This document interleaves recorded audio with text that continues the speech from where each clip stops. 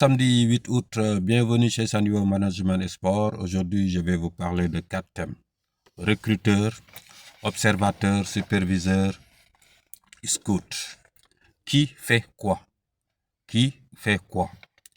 Premier point, le recruteur. Le recruteur est généralement un professionnel qui travaille au sein d'un club, notamment dans le football professionnel.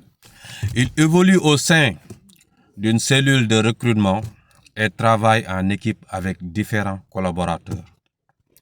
Selon l'organisation du club, il peut être placé sous la responsabilité du directeur sportif, du responsable de la cellule de recrutement ou, dans certains cas, travailler en étroite collaboration avec l'entraîneur principal.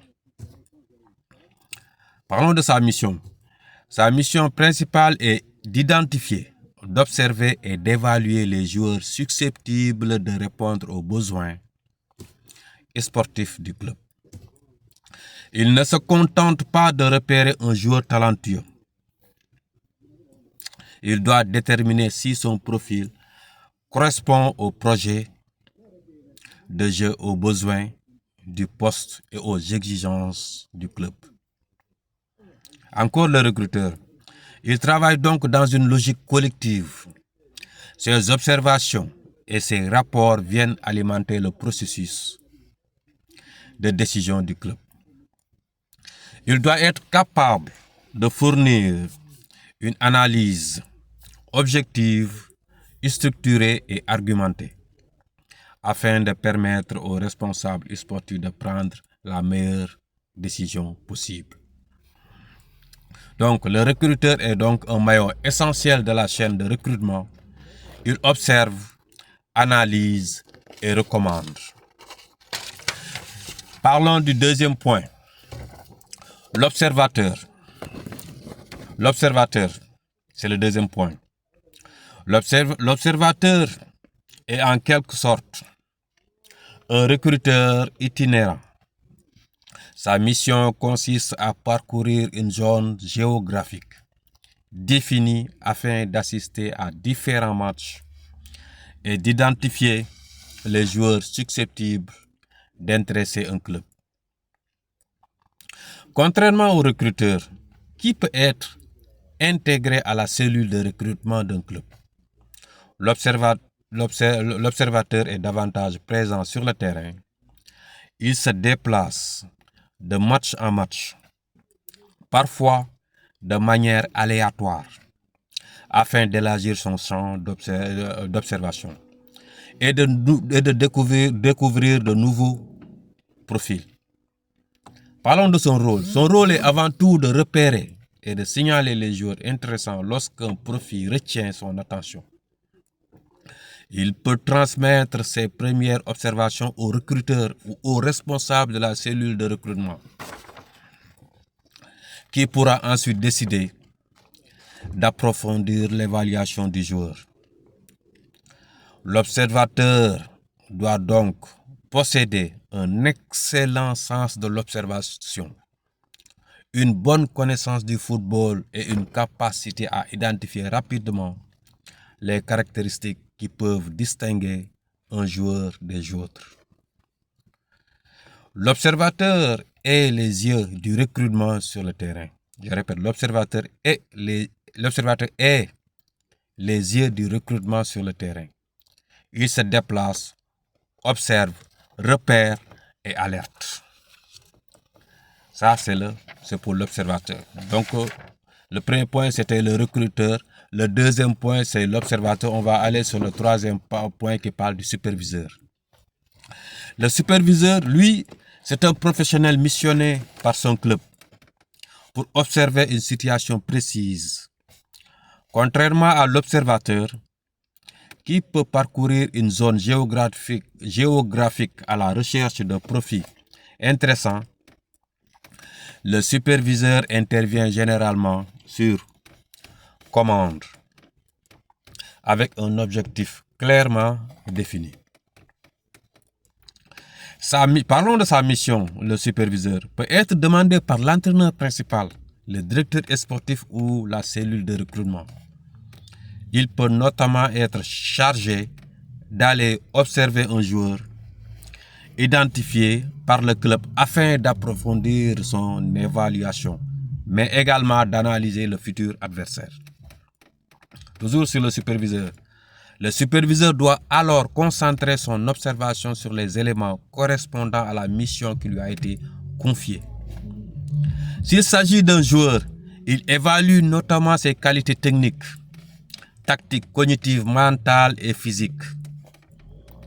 S'il s'agit d'un adversaire, il analyse son organisation, son système de jeu, ses forces, ses faiblesses, ses comportements avec et sans ballon, ainsi que les éventuelles situations à exploiter.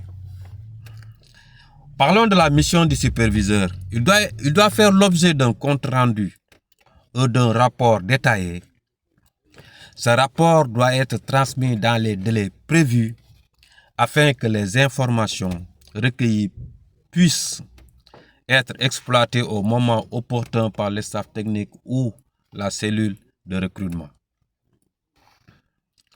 Toujours concernant le superviseur, il doit donc être capable de répondre à une question précise et de fournir une information fiable, structurée et exploitable.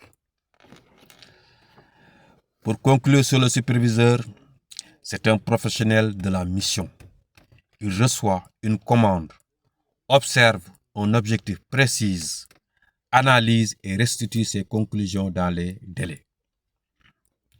Allons sur le quatrième point, qui est le scout.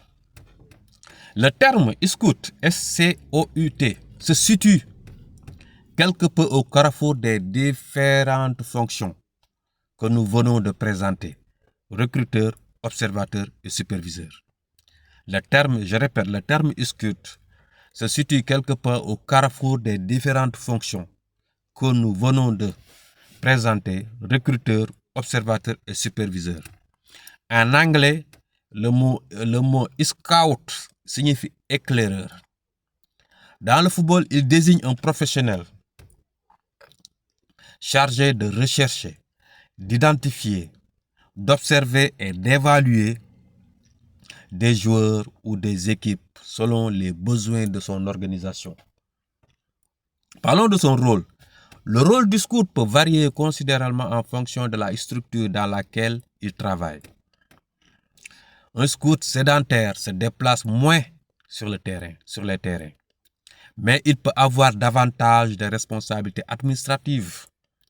Il peut notamment être chargé du réseautage, de l'archivage des informations, du suivi des joueurs, de la mise à jour des bases de données, du traitement des rapports, voire de certaines missions de management et de coordination.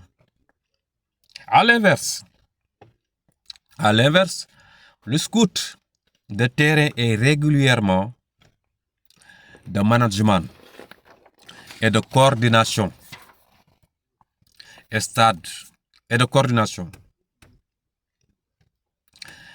Je répète, à l'inverse, le scout de terrain est régulièrement amené à parcourir les stades et les compétitions afin d'identifier de nouveaux profils.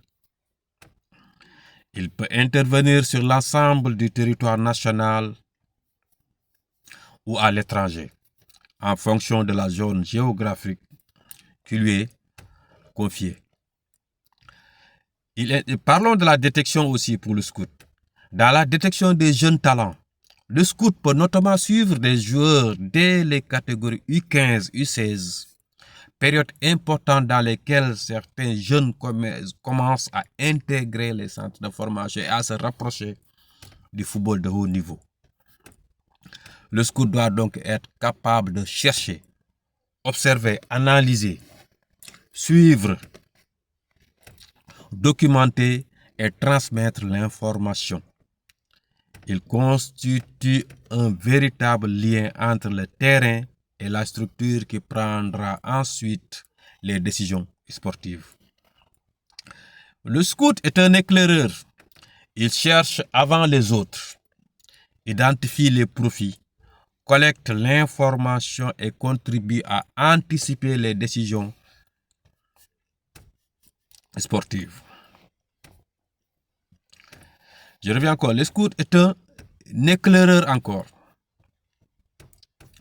Il cherche avant les autres, identifie les profits, collecte l'information et contribue à anticiper les futurs talents. Le scout doit donc être capable de chercher, observer, analyser, suivre, documenter et transmettre l'information. Il constitue un véritable lien entre le terrain et la structure qui prendra ensuite les décisions sportives. N'hésitez pas à vous abonner à ma chaîne Sanyo Management et Sport pour ne manquer aucune de mes vidéos consacrées au recrutement, au scouting, au métier du football, agent de joueurs, ainsi de suite. Et bonne journée. Merci.